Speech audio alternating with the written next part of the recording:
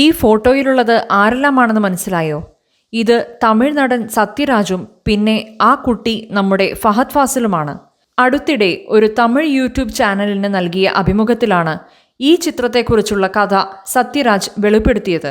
അദ്ദേഹം പറഞ്ഞത് ഇപ്രകാരമാണ്: ഞാൻ അഭിനയിച്ച പൂവിഴി വാസലിലെ എൻ ബൊമ്മക്കുട്ടി അമ്മാവുക്ക് എന്നീ സിനിമകളുടെ സംവിധായകൻ ഫാസിൽ ആയിരുന്നു. അദ്ദേഹം സ്വന്തം നാട്ടിലാണ് പടം എടുക്കുക.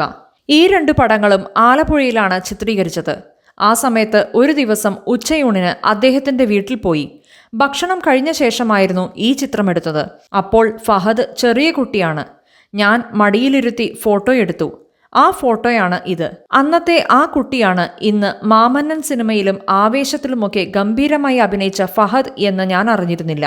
പിന്നെയാണ് അന്ന് ഞാൻ മടിയിൽ വെച്ച് ഫോട്ടോ എടുത്ത കുട്ടിയായിരുന്നു ഇപ്പോൾ എല്ലാവരും ആഘോഷിക്കുന്ന ഫഹദ് എന്ന് ഞാൻ തിരിച്ചറിഞ്ഞത്.